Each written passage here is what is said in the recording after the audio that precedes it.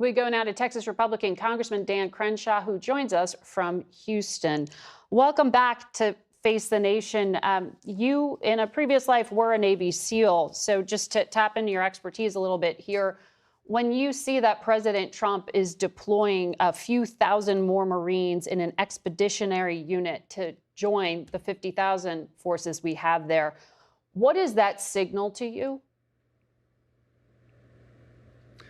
I think it signals that there's a seriousness of supporting whatever contingency operations might be needed. I don't think people should take that as a boots on the ground deployment, especially with only 5,000 troops.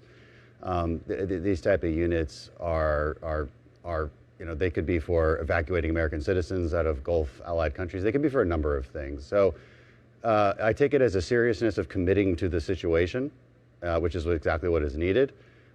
If you're going to do this, which we have done, you need to see it through. That's what I would be advising the president. I'd be advising the president to take very seriously the Straits of Hormuz. This is something we practice on a yearly basis. This is why he's asked allies to come to our aid to protect it, because we practice this as an exercise yearly with 30 plus nations. So I think he's doing what's needed. So Secretary Hegseth said earlier this month, Operation Epic Fury would have, quote, no stupid rules of engagement. 2 days later, he said, we are punching them while they're down, which is exactly how it should be. This Friday, he said, no quarter, no mercy for our enemies.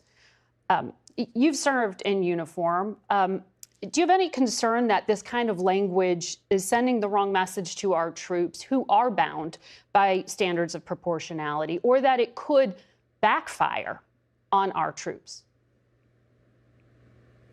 No, like if you fought in these wars in Iraq and Afghanistan, you'd be well acquainted with bad rules of engagement. The kind of thing that says, look, you can't shoot unless you're shot at.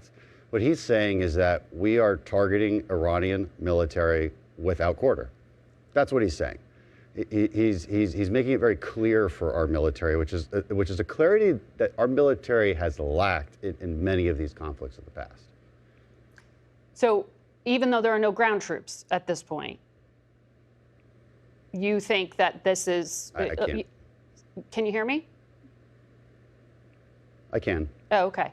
So you don't take that as sending the wrong signal to our troops whatsoever, or that it could inflame enemies who, if there are ever ground troops or a downed air pilot, for example, that they would be mistreated? No, absolutely not. The rules of engagement will be very clear and in place and in writing for our troops.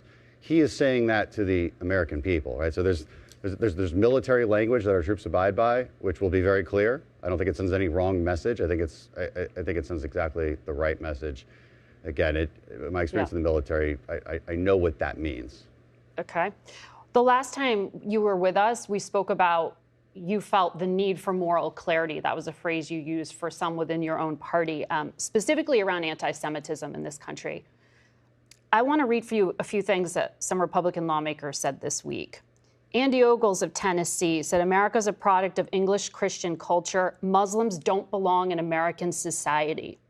Florida's Randy Fine said we need more Islamophobia, not less. Fear of Islam is rational. And Senator Tommy Tuberville of Alabama posted a picture of the 9/11 attack next to the New York City mayor at dinner, breaking his fast at Ramadan with the phrase, the enemy is inside the gates.